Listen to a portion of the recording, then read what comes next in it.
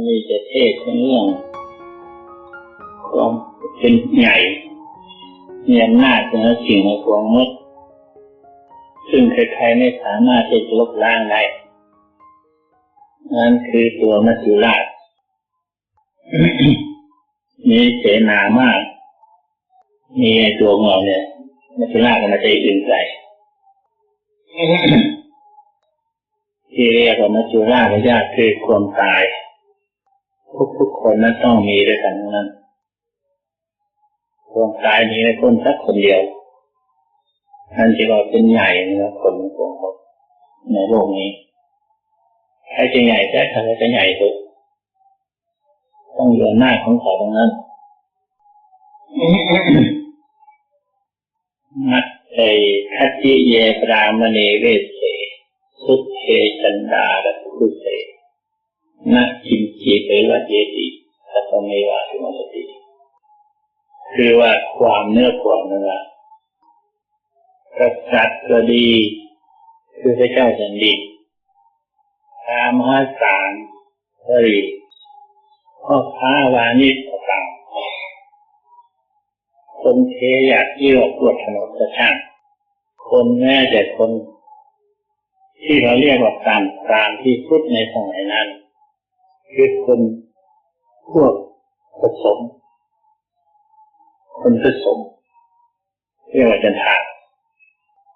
เหล่านี้ล้วนแล้วแต่อยู่ในอำนาจครอบครองของ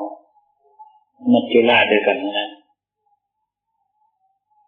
กษัตริย์ถึงแม้มีอิทธิพลมากมาย มีแต่เครื่องทหารหลายทัพหลายหมู่ก็ตามแต่ลบราฆ่าฟันด้วยวิธีต่างๆอย่างสมัยนี้เรียกว่าปืนกลปืนใหญ่ลูกระเบิดเอาเลยไม่สามารถที่จะสู้กันได้อันที่ว่ากษัตริย์ก็ดีทางก็ดีนี้เล่าเรื่องความเป็นมาสักนิดหน่อยกษัตริย์ก็คนเรานี่สมมติขึ้นคือมีคนกลุ่มหนึ่งเลือกเอาคนที่มีคุณธรรมน่าสักการะเคารพนับถือบูชาแต่หากว่าเป็นชาวบ้านเดียวกันนี่แหละขึ้นได้เป็นกษัตริย์เขายังขายกันป่วยสาอากรคือว่าคนนั้นให้ปกครองหมู่เพื่อนดูแลความสุขทุกข์ดูแลการทะเลาะวิวาทเสียงกันและกันมีระเบียบเรียบร้อยชาวบ้านชาวเมืองเขาก็เก็บเขาคงสวยคือไม่ต้องทำไร่ไถนาจึงเรียกว่ากษัตริย์ที่อีกในหนึ่งกษัตริย์จะเรียกว่านักรบข้อต่อมา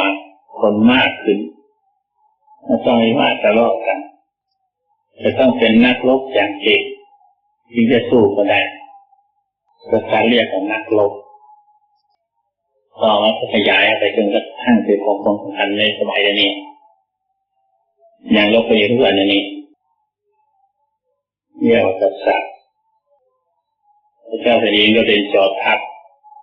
เป็นทหารเป็นจอมทัพพราหมณ์นะคะนี่พวกพราหมณ์นั้นเขาไม่มีการทำไร่ไถนากันคำว่าพราหมณ์วงคือวงของพราหมณ์นั้นจะต้องประพฤติพจน์ของไม่จัดเกิดให้ใหญ่ขึ้นมาแล้วจะต้องศึกษาเล่าเรียนตำราพราหมณ์วิทยาฐานะของเรียนตำราของพราหมณ์นั่นแหละบางทีพราหมณ์นั้นจบหมดแล้วก็จบแล้วก็ออกมาประพฤติพจน์ของก็ออกมาขอทานเขาไปตอบแทนทดแทนบุญคุณอาจารย์ไม่มีเงินเดือนนั่นอาจารย์สมัยนั้นไม่มีเงินเดือนขอทานเขาได้ก็ไปทดแทนแล้วก็ตอบแทนบุญคุณอาจารย์แล้วก็ออกเที่ยวป่าความเป็นพจน์ของอาจารย์ในฌานสมาธิสมาบัติจนดับขันธ์เลยไปสู่ภูมิโลกนั่นเรียกว่าฌานคือพรหมนั่นเอง นั่นแหละทานแท้ทีเดียวนะทานแก่นร้อนทานแท้ทีเดียวถ้ามีเช่นนั้นศึกษาเรียนจบวิชาแล้วทดแทนบุญคุณแล้วอีกพวกหนึ่งออกมาเป็นครูเป็นโรหิตอาจารย์สอนพระเจ้าแผ่นดินแนะนำท่านสอนต่างๆอันนี้พวกหนึ่งพวกท่านไปกว่านั้นอีกหาขอทานกินพวกนี้มันน้อยมันใหญ่ขอทานกินอะไรนั่นน่ะอีกพวกหนึ่งแต่งงาน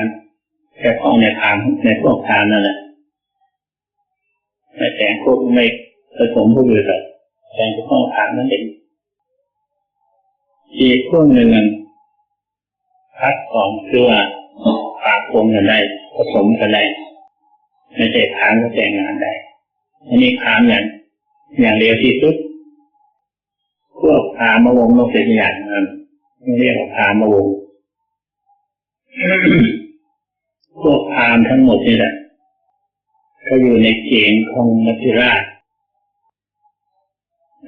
จำเป็นจะต้องครอบนามดและพวกธรรมดาคนมีการค้าขายหาอยู่หากินแลกเปลี่ยนกันอะไรกันต้องมีเขาจะแน่จะได้มาการค้าขายก็ดีก็ต้องมีไปตามโลกเรียนนะและอีกพวกหนึ่ง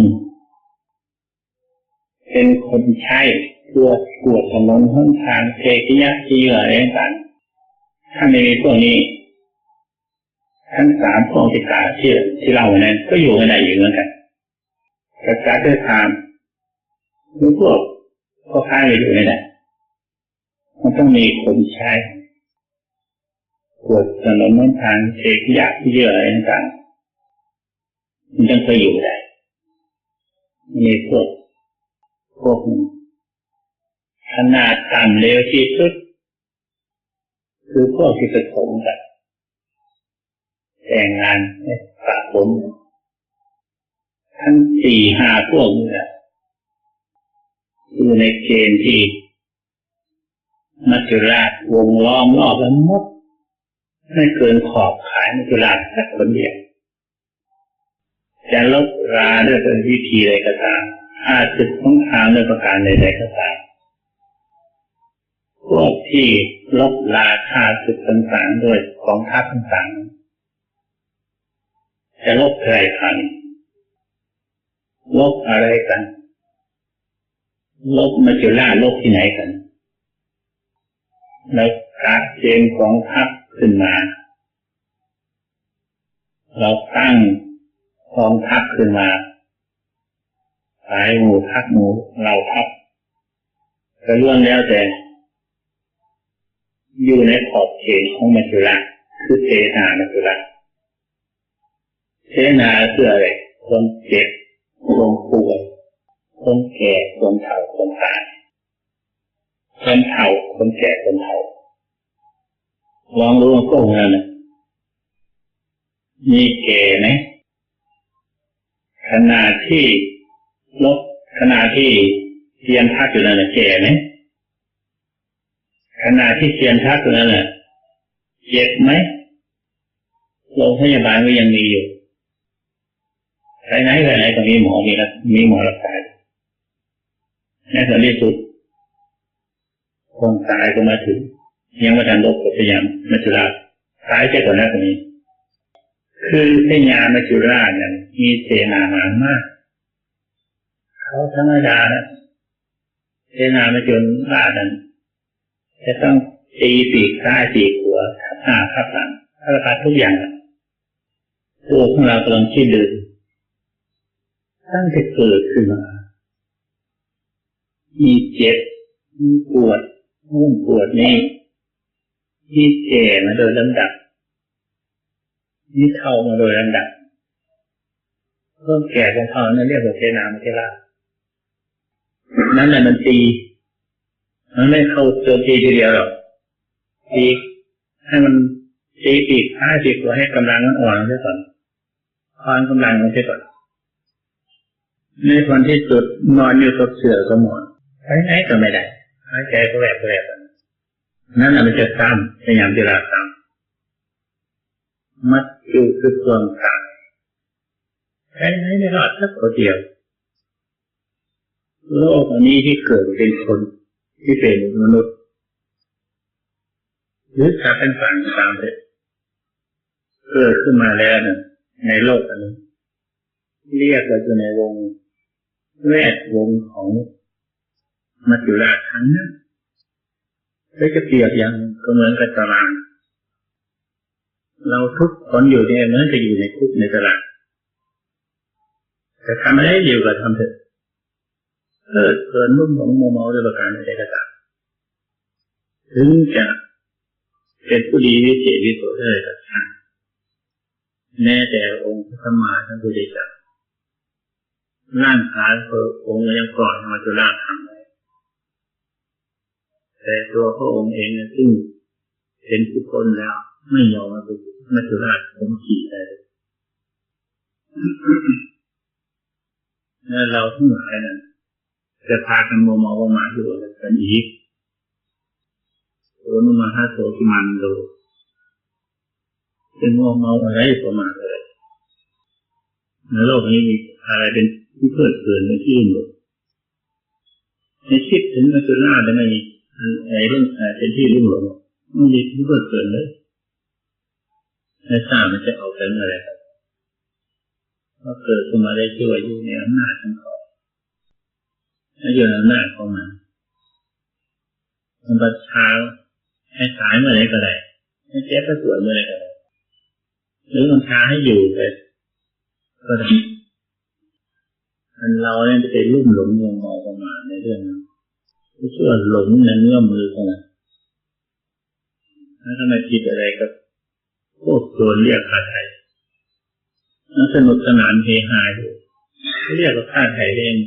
สนุกเฮฮาควรที่จะคิดติดตัว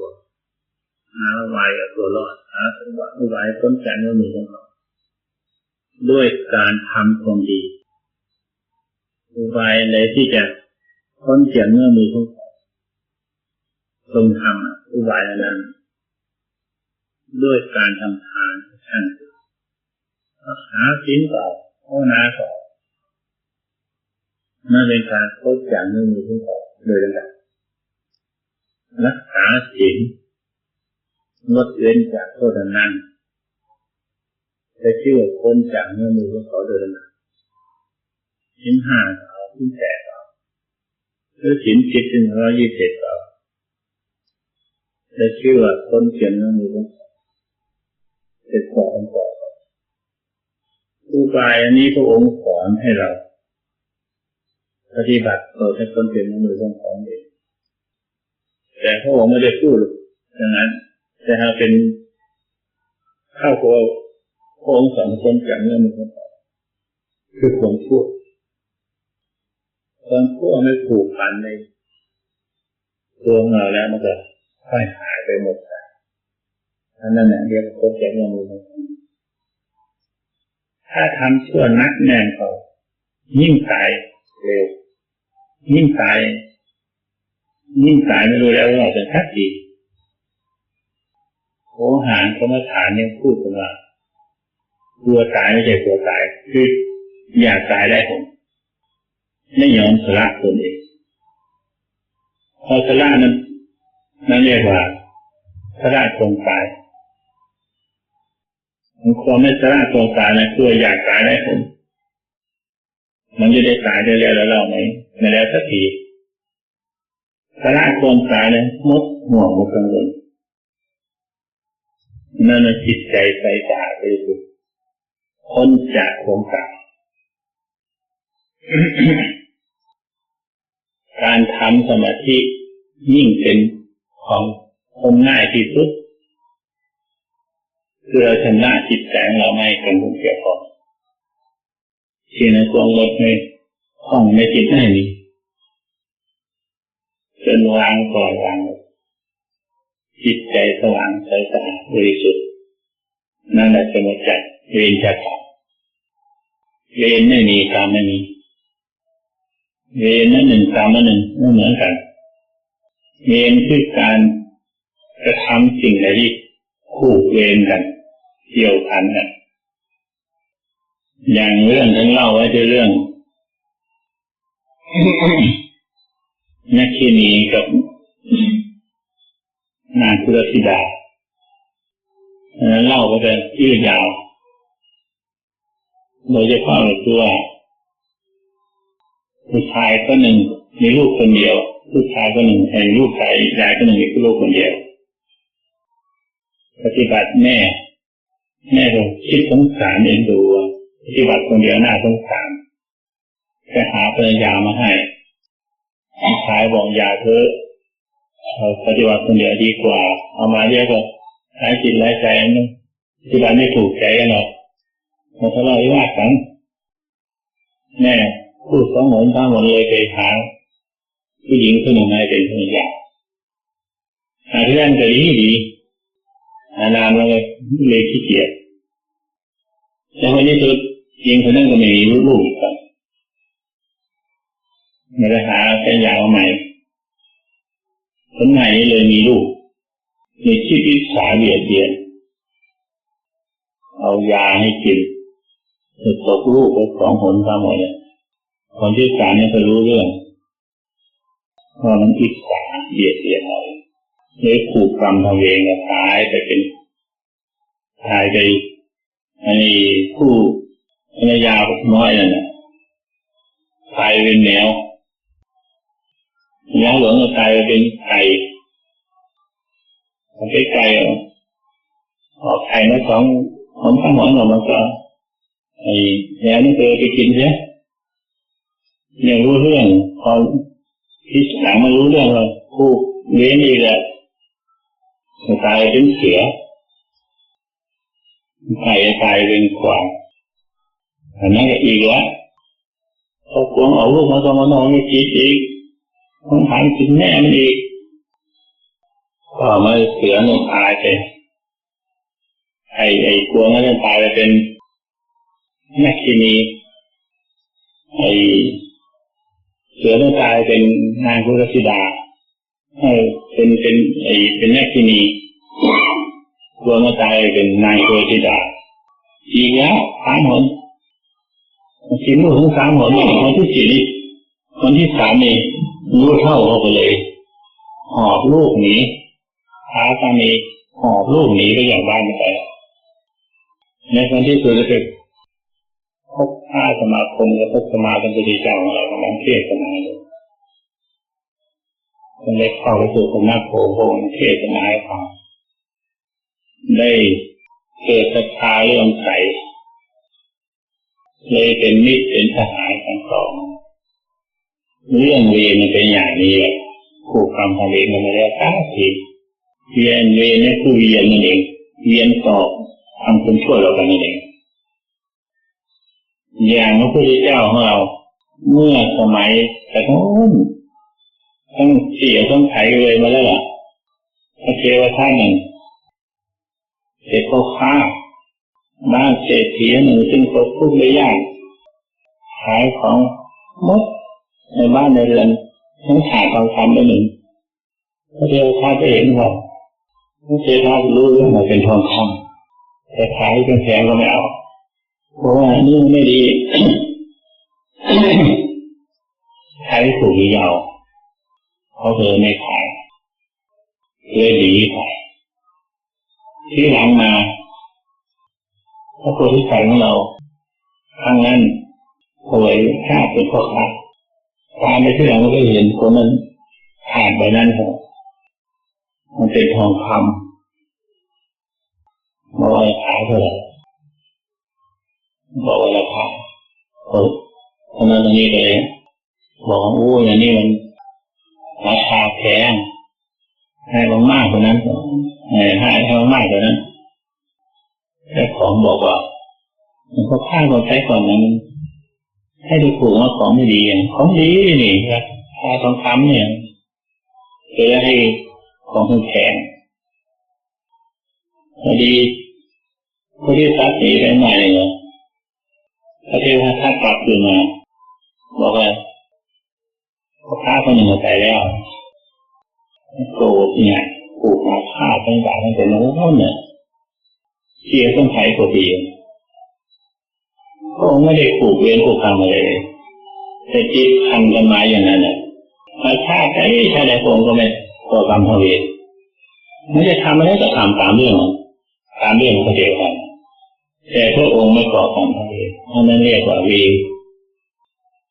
กรรมและการนี้การกระทำด้วยกายด้วยวาจาด้วยใจคิดนึกอยากจะฆ่าเขาอยากจะฆ่าเขาแกล้งเขาคิดอิจฉาด้วยเสียพยาบาทเขาอันนั้นเป็นมโนกรรมเป็นบาปแต่ไม่ถึงกับทำด้วยใจด้วยวาจาพูดคำหยาบเสียดสีพระฤาษีว่าวาจาต่างคนที่อยู่ใกล้เคียงกับคนอยู่ไกลก็ต่างให้เขาเจ็บช้ำมั่นใจแล้วไม่ได้เพราะนั้นไม่ใช่โกรธหรือไม่โกรธไปทั้งนั่นเรียกว่ามโนกรรมแต่มโนกรรมไม่สามารถจะเกิดเพราะนั้นไม่เกิดโคสามนาขึ้นก็เป็นมโนกรรมเป็นกายกรรมเลยมาเป็นกายกรรมอีกมโนกรรมเป็นกายเป็นกายกรรมอีกจะเป็นเวรีต่อไปการทำความชั่วความผิดทุจริตต่างๆโดยการต่างๆที่คิดจากสิ่งด้วยกายเรียกว่ากายกรรมอันนี้เป็นกรรมไม่ใช่เวรไม่ใช่ที่ต่อไปนานเวรนั้นจะแก้ไขกันได้ก็ต่อเมื่อมีชีวิตอยู่ให้อภัยกันได้ถ้าหากว่าอีกฝ่ายหนึ่งไม่มีชีวิตหรือตายไปแล้วเราอ้อนวอนร้องขอก็ให้หมดกรรมเวรนั้นเถิดมันก็ไม่สำเร็จเงินเวรส่วนกรรมอย่างที่ว่านี่มโนกรรมเรากลับทำความดีคิดชั่วทำชั่วคิดลักคิดขโมยช่อโกงเขาแต่เรารับตัวได้คนได้มีเรื่องกรรมให้เข้าใจทั้งเรื่องกรรมเรื่องเวรนั้นหนึ่งกรรมนั้นหนึ่งมันต่างกันอย่างนี้อันนี้อธิบายมากมายแล้วเรื่องต่างว่าทั้งเรื่องกรรมว่าทั้งเรื่องมัจจุราชอีกทีมัจจุราชเนี่ยมองเนียนอยู่ตลอดเวลามองเห็นเราอยู่ทุกเมื่อถ้าจะรีบทำดีให้เราเถอะทำคนชั่วทุจริตเป็นผู้ผิดต่างๆไปทำให้เราเถอะเห็นอยู่นะอย่างที่เขาว่าไม่มีในที่ลับอย่างที่ท่านว่าไม่มีทางคนชั่วมีในที่ลับทางคนชั่วมีการปกปิดชื่อว่าทำความชั่วความผิดนั้นเพื่อเผยจะดีกว่าอย่างแล้วโกรธคนอื่นอย่างเงี้ยเขาไม่รู้แต่มันจะไล่รู้ได้หรอเราได้บอกคนนั้นเสียท่านโกรธเลย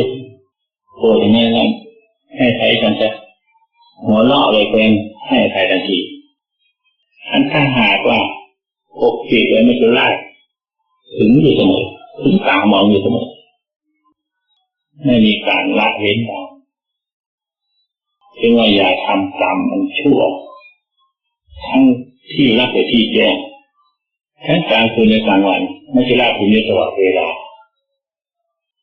การทำความดีนั้นเบิกบานในตัวของเราและคนที่เราคิดอิจฉาพยาบาทเบียดเบียนก็ย่อมเบิกบานมีความยิ้มแย้มแจ่มใสยังสามารถที่จะให้อุบายอะไรอันหนึ่งแก่เราอีกครั้งและเชื่อใจของเราต่อไปทำอะไรเชื่อมั้งที่เราทำไปเพราะความดีที่เราเปิดเผยความชั่วที่เราเปิดเผยให้เขานั้นลองดูเถอะผู้เป็นตัวของเราเองนี่แหละคนใดมาทำความชั่วเราไม่รู้ตัวแล้วเขาเปิดเผยเชื่อใจตัวเราต่างๆกันเราเมื่อเราเห็นเช่นนี้เราเป็นเช่นนี้คิดได้อย่างนี้แล้วเราควรทำกับคนที่เราอิจฉาพยาบาทเบียดเขาด้วยประการนั้นพิจารณาความตายถ้า มันเห็นนั่นเป็นเสนามันเมื่อมาเห็นมันทุกวี่ทุกเวทแววเห็นมันทุกแง่ทุกมองเสนาก็มันคือลาภถ้าเราเห็นมันหลีกลี่นั่นแหละมันสามารถที่ออกมาเมื่อไรก็ได้โดยเฉพาะนั่งนี่แหละเมื่อเจ็บเมื่อยนั้นเนี่ยต่างนั้นแหละเป็นปวดเมื่อยนั้นนี่นั่นแหละเสนาเข้ามาเราไม่รู้เรื่องไม่เห็นเรื่องของมันนั่นก็ยิ่งเอาอย่างคือพิจารณาเห็นอย่างนี้อะไรมันเจ็บอะไรมันปวดอะไรมันเมื่อยตรงไหนมันเจ็บมันปวดมันเมื่อยเอาจิตนี่เข้าไปพิจารณาตรงนั้นแข้งขาวางอวัยวะมือเข้าทุกสิ่งทุกส่วนมันไม่มีเจ็บหรอกมันไม่เป็นอยู่ของมันนั่นตัวจิตมันไปยึดเอาต่างหากที่ว่าเจ็บก็เจ็บมันไปยึดตัวยิ่งเจ็บหนักต่างหากว่าเราไม่ไปยึดเป็นเรื่องของเขาต่างหากเป็นเรื่องของเราปล่อยวางมันก็เจนามิจฉาจะทำอะไรต่างๆเราหัดอย่างนี้พิจารณาอย่างนี้ให้เสมอจนกระทั่งชำนิชำนาญไม่ได้จะแตกจะดับจริงๆจังแล้วก็พิจารณาอย่างนั้นไม่ก็เอาเรื่องของมันเป็นเรื่องของเราเอาเรื่องของเขาเป็นเรื่องเอาเรื่องของมันเป็นเรื่องของเรามันมีที่สิ้นที่สุดทั้งทีเกิดเมื่อไรในรูปมีกายก็ต้องยึดอยู่อย่างนั้นเนี่ยหนังสืออย่างนั้นเนี่ยก็จะเจ็บอย่างนั้นทำอย่างพระพุทธเจ้าของเราท่านเป็นตัวอย่างรับขันธ์ก็ได้มีทางแตกดับก็มองดูเห็นสภาพทุกสิ่งทุกอย่างมันเกิดเป็นดับอย่างนี้เป็นอย่างนี้ไม่ปล่อยวางตามทั้งหลายก็ตามไม่ทันเมื่อตายแต่เราไม่มีอะไรจะไปให้กรรมคิดตามเราหมดทั้งนั้นกรรมก็ดีเลี้ยงสมมติแค่นั้นอย่าก็โง่ขลาทำฆ่าบิดามารดาได้นู่นตั้งขับเป็นกันมาเป็นพระอรหันต์ได้แต่ยังมีกล่าวอยู่โดนน้ำตามาฆ่าอยู่แต่ว่าท่านถ้าหากว่าท่านจะรับออกแต่เสียจากที่นั่นจะไม่อยู่ในที่นั้นมันก็หมดเรื่องไปแต่วันนี้ท่านเห็นว่าทางท่านมีท่านยังปล่อยคือเบื้องต้นนั้นก็รีบออกไปจากที่นั่นแล้ว3 เดือนล่วงไปแล้วมันก็มาตามฟ้องร้ายอยู่นั่นแหละทำไมมันจะมาฟ้องร้ายไม่เนาะพิจารณายังรู้เรื่องของกรรมมันปล่อยให้มันทำซะมันทุบมันตีจนกระทั่งแหลกเหลวหมดเข้าใจว่าตายแล้วมันก็ทิ้งโยนทิ้งเข้าป่าโยนหนีแล้วทั้งหมดที่ฐานในใจของท่านให้ประกอบกระดูกประกอบเนื้อหนังประกอบต่อแล้วกันห่อไปเท่าไหร่ของพระพุทธเจ้าแล้วตอนนี้ผ่านนั่นหมดทั้งนั้นเลยครับไม่มีเหลือต่อไปตายที่แตกดับไปแล้วหมดเรื่องก่อนที่คิดตามที่เรียนมีบทตรงนั้นเห็นนั้นยังว่าให้พิจารณาตามรู้เรื่องของมันเจ็บมันปวดมันเมื่อยสารพัดทุกอย่างกายของเรานี่แหละมันเป็นยังไงเราถ้ามันรู้เรื่องของมันการพิจารณากายมันดีอย่างนี้แหละตัวกายนี่จำเป็นก็ต้องพิจารณาอยู่ตลอดเวลาทิ้งไม่ได้เมื่อยังมาท่านแตกดับเขาพิจารณาอยู่อย่างนี้จนกระทั่งเห็นชัดแจ้งตามเป็นจริงเห็นสภาพตามเป็นเรื่องของเรายังปล่อยวางไปได้เอาละ